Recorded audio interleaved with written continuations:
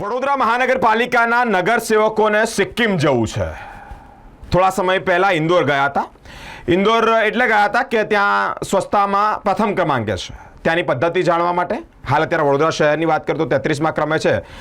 ત્યારે ત્યાંની પદ્ધતિ, ત્યાંની નીતિ કેવી છે એ બધી વસ્તુઓ જાણવા માટે ઇન્દોરના પ્રવાસે હતા. પરંતુ આ વખત જ્યારે સિક્કિમ જઈ રહ્યા છે ત્યારે અનેક સંગઠનોએ વાંધો ઉઠાવ્યો છે અને કહી રહ્યા છે કે મહાનગરપાલિકાના નગરસેવકોને જવું હોય તો સ્વખર્ચે જાય, પ્રજાના પૈસે નહીં. પ્રજાના પૈસા એટલે કે વડોદરા મહાનગરપાલિકાના પૈસે નહીં. કારણ પ્રજા વેરો ભરે છે. પ્રજા મધ્યમ વર્ગનો વ્યક્તિ જ્યારે વેરો ભરતો હોય એના પૈસે નગરસેવકો તાકડધીર ના કરે તે યોગ્ય નથી. અને તે જ અંતર્ગત અલગ અલગ સંગઠનો દ્વારા મ્યુનિસિપલ કમિશનરને આવેદનપત્ર આપવામાં આવ્યું છે લેખિતમાં કે નગરસેવકોને સિક્કિમ જવું હોય તો સ્વખર્ચે જાય, પરંતુ પાલિકાના પૈસે નહીં. વડોદરા મહાનગરપાલિકાના નગરસેવકો થોડા સમય પહેલા ઇન્દોરના પ્રવાસે ગયા હતા. આ પ્રવાસ એટલે કર્યો હતો કે ઇન્દોર સ્વચ્છતામાં પ્રથમ ક્રમાંકે છે. તેની પદ્ધતિ જાણવા માટે ત્યાં તેઓ ગયા હતા. વડોદરા મહાનગરપાલિકાના ચૂંટાયેલા નગરસેવકો ત્યાં ગયા તેનું કારણ એ છે કે સ્વચ્છતાની પદ્ધતિ જાણવા. વડોદરા શહેરે 33મા ક્રમાંકે જ્યારે ધકેલાયું હોય ત્યારે પાલિકાના ચૂંટાયેલા નગરસેવકો એક સેમિનારમાં સિક્કિમના પ્રવાસે જવાના છે, જેનો ખર્ચ પાલિકા ભોગવવાની છે. ત્યારે વિશ્વ હિન્દુ યુવા અને સાંસ્કૃતિક સંગઠન દ્વારા આજે પાલિકાના કમિશનર દિલીપ રાણાને આવેદનપત્ર પાઠવી રજૂઆત કરવામાં આવી છે કે આ પ્રવાસ રદ કરવામાં આવે અને જો તમામ નગરસેવકોને સિક્કિમ જવું હોય તો પોતાના સ્વખર્ચે જાય, પરંતુ પાલિકાના ખર્ચે ના જાય. વડોદરાના નાગરિકોના વેરાના રૂપિયાનો વેડફાટ થઈ રહ્યો હોય તે માટે વિશ્વ હિન્દુ યુવા અને સાંસ્કૃતિક સંગઠને ચિંતા પણ વ્યક્ત કરી છે. કોર્પોરેશનમાં સ્થાયી સમિતિમાં એક દરખાસ્ત ચડાવવામાં આવી છે ચિંતન દેસાઈ સેક્રેટરી દ્વારા. 7-8 તારીખે જે પુરુષ હોદ્દેદારો છે, કોર્પોરેટરો, એ લોકો સિક્કિમ પ્રવાસે જઈ રહ્યા છે લોકલ સેલ્ફ ગવર્મેન્ટ મુંબઈ સંસ્થાના ઇન્વિટેશન પર.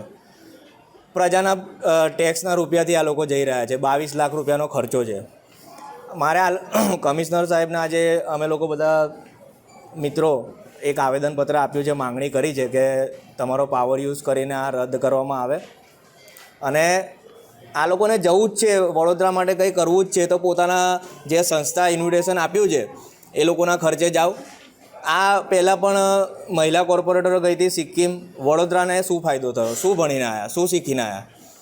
2 વર્ષ પહેલાં ઇન્દોર પણ ગયા હતા. એના પછી વડોદરાને શું ફાયદો થયો? આજે વડોદરા 33મા ક્રમાંકે સ્વચ્છતામાં ધકેલાઈ ગયું છે. તમે લોકો શું ઇમ્પ્લિમેન્ટેશન કર્યું? અને 22 લાખ રૂપિયા જે ખર્ચો છે એ પ્રજાના વેરાના રૂપિયા અહીંયા વેડવવામાં આવે છે. એટલે અમે લોકોએ સાહેબને કીધું છે કે ભાઈ તાત્કાલિક ધોરણે આ રદ કરવામાં આવે ને તો અમે લોકો આંદોલન કરીશું. મોટા પાયે આંદોલન થશે. આ ભાઈ શહેરના લઈને એટલે તમે તો જાણો જ છો કે હવે અત્યારે આપણે સેવા સદનમાં નહીં આવ્યા. વડોદરાની પ્રજાએ સ્વીકાર કરી લીધો આ મેવા સદન જ છે. અને આ મેવા તમે જોઈ લો કે આ લોકો પ્રજાના ફરજે પહેલાં ઇન્દોર જઈને આવ્યા. ઇન્દોર જઈને આવ્યા પછી વડોદરાની હાલત શું છે અત્યારે આપ જાણો છો. મારી પાસે તાજા રિપોર્ટ છે. ઇન્દોર ઉપરથી બગાડીને આવ્યા. આવા ખાડા ઇન્દોરમાં ખોદાવાના ચાલુ થઈ ગયા.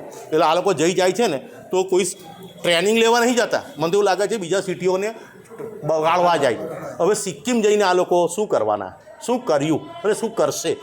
આ વડોદરાની ચિંતા. કારણ કે હવાઈ સફર આ લોકો લેર પાણી ભજીયા ખાય છે. પોતાના ખર્ચે તો બેંકોક જાય છે જાવયા. તો પોતાના ખર્ચે જાઓ ને. તમને વડોદરા માટે ગંભીરતા તે તો જે તે સમયના જ્યારે મેયર હતા પોતાના ખર્ચે અમેરિકા ગયા હતા પૈસા ભરીને. તો આ લોકોને ફક્ત લેર પાણી પ્રજાના પૈસે ભજીયા જ ખાવા છે આ લોકોએ.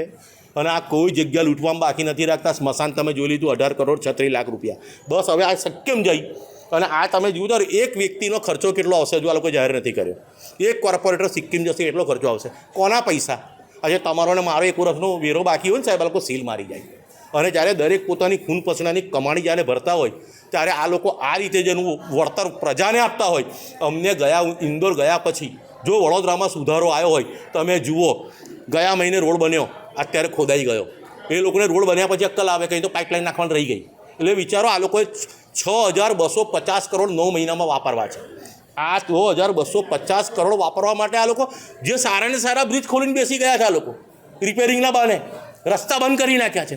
અમારું માત્ર કે એવું છે તો તાત્કાલિક ધોરણે આ લોકોની આ ટ્રીપો રદ કરવામાં નહીં આવે તો આ અમે અત્યારે ગણીને ભલે 10 છે 1000 જણ અમે અહીં ગાડી કોર્પોરેશનમાં મેવા સદનમાં આવીને આંદોલન કરીશું.